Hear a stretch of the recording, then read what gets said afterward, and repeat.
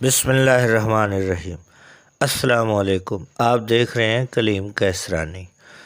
فتح مکہ کے بعد حضرت محمد صلی اللہ علیہ وسلم خانہ کعبہ میں داخل ہوئے اور وہاں موجود تمام تصاویر کو باہر نکال دیا۔ ان تصاویر میں حضرت ابراہیم علیہ السلام کی تصویر بھی شامل تھی۔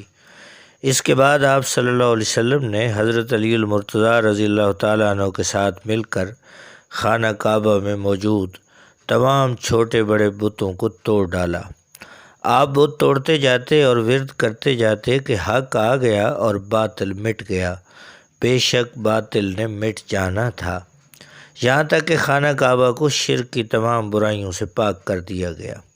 اس کے بعد آپ صلی اللہ علیہ وسلم نے صفا اور مروہ پر موجود دو بت جن کے نام اصاف اور نائلہ تھے وہ بھی توڑ ڈالے، مگر ایک حیران کن بات یہ ہے کہ یہ بت انسانوں کے ہاتھوں سے تراشیدہ بت نہ تھے، بلکہ یہ دونوں بت ایک مرد اور ایک عورت کے تھے جو کہ انتہائی غلیظ گناہ کا شکار ہو کر رہتی دنیا تک عبرت کا نشان بن گئے۔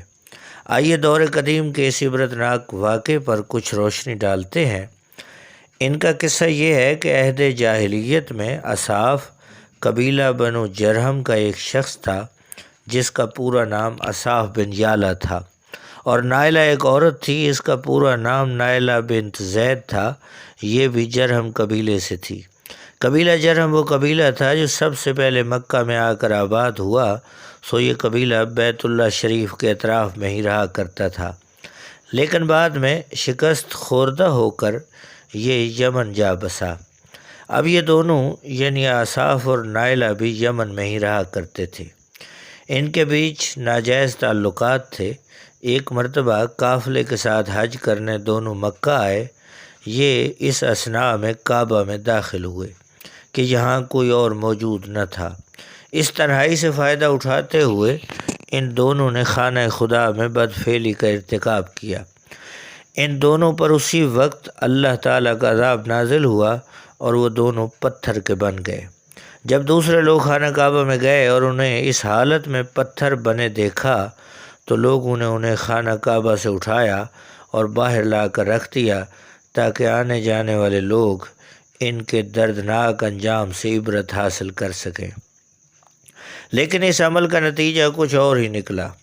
لوگوں نے اصاف کے بت کو اٹھا کر صفا کے مقام پر رکھ دیا اور نائلہ کے بت کو اٹھا کر مروہ کے مقام پر رکھ دیا، اور ان کی سزا یہ تجویز کی گئی کہ جو شخص بھی صفا اور مروہ پر جائے ان دونوں کو ایک ایک جوتا رسید کرے۔ ایک دو نسلوں تک تو یہ عمل جاری رہا، پھر لوگوں نے انہیں جوتوں کی بجائے تھپڑ رسید کرنا شروع کر دیے۔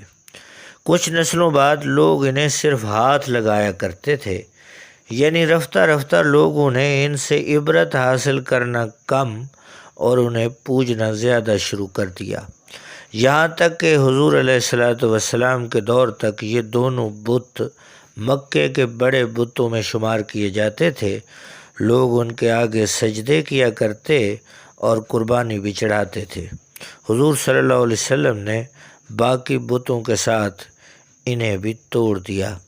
ناظرین، اگر آپ کو یہ ہماری اسٹوری پسند آئی ہو تو ہمارے چینل کو سبسکرائب کیجئے اور اس طرح کے اسلامی واقعات کے لیے ہمارے ساتھ رہیے اور اپنے کومنٹس کے ذریعے ہماری حوصلہ افزائی ضرور کیجیے۔ اللہ حافظ۔